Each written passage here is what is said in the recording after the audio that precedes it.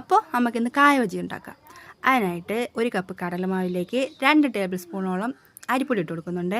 പിന്നെ എരിവിന് ആവശ്യത്തിന് 1/2 ടീസ്പൂൺ മതിയാവും മുളക് പൊടി ഇട്ട് കൊടുക്കുന്നുണ്ട്. പാകത്തിന് ഉപ്പ് ഇട്ട് കൊടുക്കുന്നുണ്ട്. പിന്നെ കുറച്ച് മഞ്ഞൾപ്പൊടിയും കുറച്ച് കായപ്പൊടിയും പിന്നെ 2 നുള്ളു ബേക്കിംഗ് സോഡയും കൂടി ഇട്ട് കൊടുക്കുന്നുണ്ട്. എന്നിട്ട് നന്നായിട്ടൊന്ന് മിക്സ് ചെയ്ത് കൊടുക്കണം.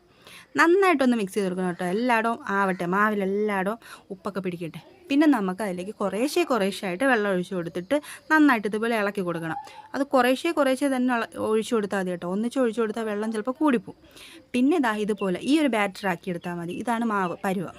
ഇനി നമുക്കൊരു ചീനിച്ചട്ടി ചൂടാക്കി അതിലേക്ക് എണ്ണ ഒഴിച്ചു കൊടുത്ത് എണ്ണ നന്നായിട്ട് ചൂടായിട്ട് വരുമ്പോൾ നമുക്ക് ഇതുപോലെ കനം കുറച്ച് മുറിച്ച് വെച്ചിരിക്കുന്ന കായ നമ്മുടെ മാവിൽ മുക്കി എണ്ണയിലിട്ട് അപ്പുറവും ഇപ്പുറവും തിരിച്ചും മറിച്ചും ഇട്ട് ഒന്ന് മുരിച്ചെടുത്താൽ കായ ബജി റെഡിയായി. നിങ്ങൾക്ക് എൻ്റെ വീഡിയോ ഇഷ്ടപ്പെടുകയാണെങ്കിൽ ഒന്ന് ലൈക്ക് ചെയ്യാനും സബ്സ്ക്രൈബ് ചെയ്യാനും മറക്കരുത് കേട്ടോ. അപ്പോൾ ഓക്കെ.